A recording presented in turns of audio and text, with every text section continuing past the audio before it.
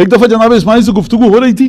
اب یہاں سے امامت کا ایک بڑا اہم مسئلہ ہے, اور یہ واقعاً میں کس کو منتقل کر پاؤں گا یا نہیں, خود ساتویں امام کے حوالے سے ہے. جناب اسماعیل نے کہا کہ آپ موسیٰ کاظم, یہ میں کہہ رہا ہوں, انہوں نے تو نہیں کہا, موسیٰ کاظم کو زیادہ اہمیت دیتے ہیں ہم بھائیوں میں, اور ظاہر سی بات ہے کہ امام کے چھوٹے بھائی تھے وہ, تو آپ اہمیت دیتے ہیں. اور تو یہ الیسا اصلی اصلہ و ابوہ ابی, اس میں مجھ میں فرق کیا ہے؟ آپ اچھا دیکھیے, کوئی یہ نہیں سمجھے کہ امام پر اعتراض کر رہے تھے. اس وقت لہجہ ہمارے پاس نہیں ہے جناب اسماعیل کا, ہمارے پاس الفاظ ہیں. بیٹا ہے, امام وقت ہے, پوچھ سکتا ہے, سوال کرنے پہ پابندی نہیں ہے. اس کا مطلب یہ نہیں کہ امامت کو نہیں مانتے تھے جناب اسماعیل, بلکہ سوال کر رہے ہیں. اصلی اصلہ ابوہ ابی, اس کی اصل جڑ وہی ہے جو میری, میں آپ کا بیٹا, وہ بھی آپ کے بیٹے, اور آپ جائیے جناب سیدہ امیر المومنین رسالت مآب, تو میری اور آپ کی اس کی اصل ایک ہے, میرے اور اس کے والد ایک ہیں, آپ ہمارے باپ. تو امام صادق علیہ السلام نے ایک جملہ ارشاد فرمایا جس کے 4-5 لفظ ہیں, اور میں اس کو پہلے بتاؤں گا پھر اس کی تشریح کروں گا. فرمایا کہ عجیب ہے جملہ جو فرمایا کہ وہ میرے نور سے ہے اور تم میرے بیٹے ہو. کیا مطلب ہے؟ کیا مطلب ہے اس بات کا؟ امامت کے بارے میں اس جھمیلے میں بکھیڑے میں مت پڑا کیجئے کہ کس امام کے 5 بیٹے تھے تو پھر جناب امیر کی کیا فضیلت, رسالت مآب کے جناب ابو طالب کے.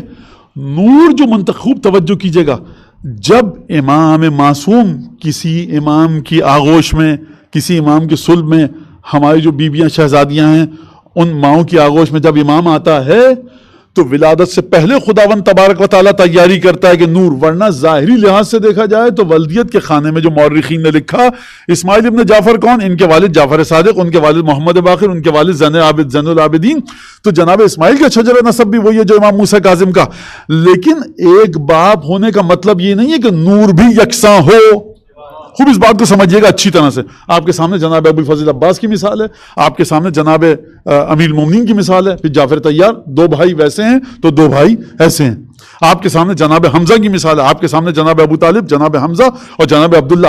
یہ 3 بھائی بالکل مختلف ہیں. عبد المطلب کے 3 بیٹے بالکل مختلف ہیں, بقیہ بیٹوں سے بالکل مختلف ہیں. تو خدا کی عنایت ہے, خدا کی توجہ ہے. اب اگر کوئی مجھ سے پوچھے خدا کی توجہ کا مطلب کیا؟ بھائی خدا نے اس طرح سے چاہا ہے. تو مولانا خدا نے کیوں چاہا, میں پہلے بھی کہہ چکا ہوں, اب پھر کہوں گا کہ خدا نے چاہا کہ آم کو اتنا میٹھا بنائے, اور خدا نے چاہا کہ املی کو اتنا کھٹا بنائے. خدا نے چاہا کہ فلاں حنظل کے درخت کو انتہائی تلخ بنائے. خدا نے چاہا کہ زرافے کو یہ قد و قامت دے. خدا نے چاہا کہ بکری اور گائے کو یہ قد و قامت دے, وہ گھاس کھائے, یہ گوشت کھائیں. یہ خدا نے چاہا اس طرح سے. یہ ہر چیز زمین کی طرف کیوں گرتی ہے؟ اگر خدا کو آپ مانتے ہیں تو کہیے خدا نے چاہا, اور اگر نہیں مانتے تو کہیے سرکار اس کے اندر کوئی طاقت ہے جو کھینچ رہی ہے.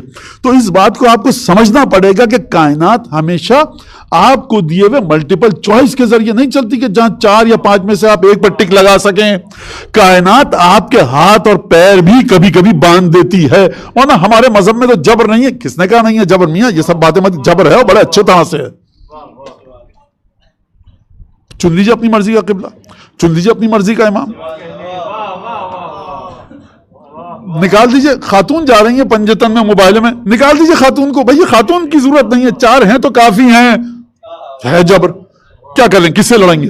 ہے 7ویں امام کی امامت اس طرح سے ہے, بری لگ رہی ہے, کوئی مسئلہ نہیں ہے, خدا کو کوئی نہیں بگاڑ سکتا.